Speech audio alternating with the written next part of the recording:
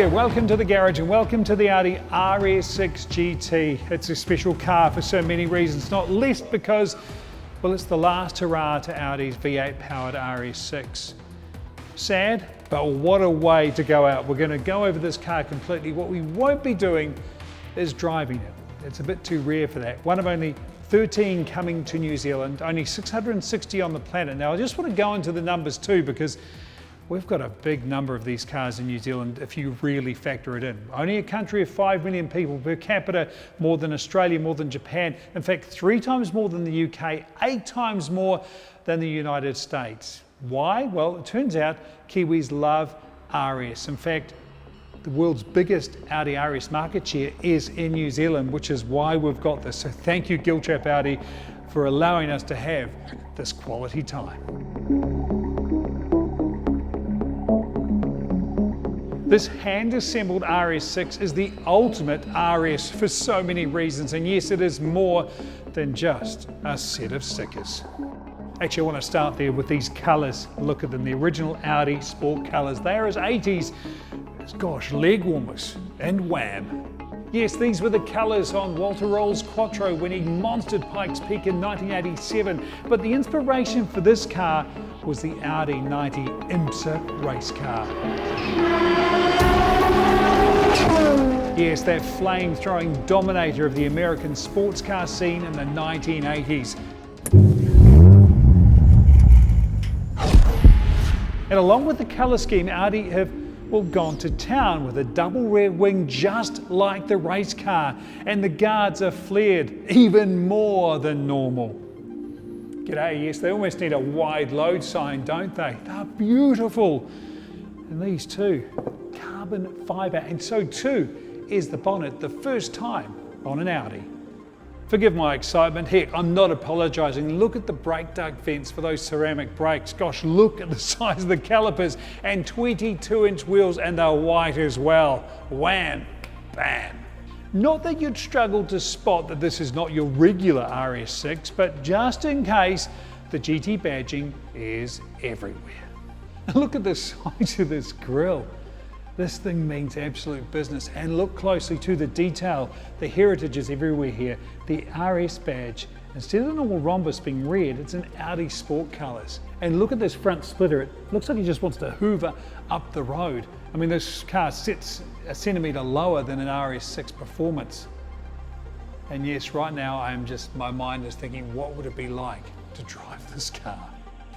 Inside, Alcantara trim completes the whole race feel, and the sports bucket seats as well. And there's the RS Fun button, as I like to call it, to activate the optimum go fast or go even faster modes. But what hasn't been upgraded is the twin-turbo V8. It's still just the same. Talking well over 300 k's an hour, which I know is, well, pretty arbitrary. The speed limit's 100. I did tell Giltrap Audi I was going to be on my best behaviour, but that's fine because 100 is exactly enough to show you something that comes standard with every single RS6 Performance, and that's 0 to 100 in 3.4 seconds, which by coincidence is exactly as long as it takes to fall in love with the RS6 Performance. But it is said to be the last V8 engined RS6. The next one will be electric. On the upside, it will be even quicker. As insane as that sounds, but you know, that makes this not just the RS's, but Audi's petrol-powered swan song with Jimmy Page on lead guitar. And you can watch our drive in the RS6 Performance right there. But if you want to find out more about this GT, let's keep talking. Yes, this twin-turbo V8 remains the same, but there are a whole lot of changes to help it perform to the max. From the carbon fibre, gosh, this bonnet is a work of art. And along with all that carbon fibre, there's other touches too, like the sunroof has been deleted. Note also too, no roof rails, weight, aerodynamics, and along with that, a whole lot of chassis changes. Yeah, this is where the car gets really exciting. Look again, love that double spoiler. Sorry, back to the suspension. Now I've got to open the boot. And before you think I'm going to talk about load capacity, this ain't that sort of one. You can watch the RS6 Performance Drive. No, this is how you adjust the suspension if you have the Pro setup. like a pro. Proper suspension wrenches. Look at that rebound marks.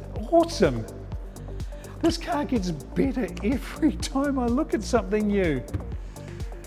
There's a good bit of load space there as well. Now on that note, I should mention there are two specs of the GT. One gets adaptive air suspension. Now those cars can be spotted, they're grey or black, but the white ones like this have what they call RS Suspension Pro.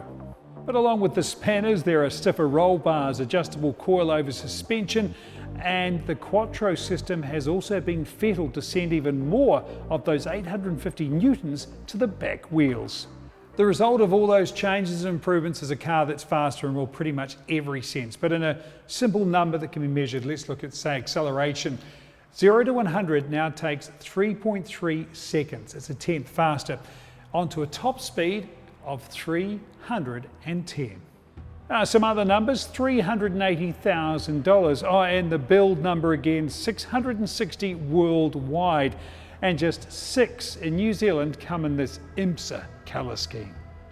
You know, I'm so glad that I got to drive the RS6 Performance Avant because it eases the pain somewhat of not being able to take this car out onto New Zealand roads. But spending this time has been special. In fact, it's a bit of a goodbye because as soon as we wrap filming this car, it's been delivered to, I'm guessing, a very, very happy owner.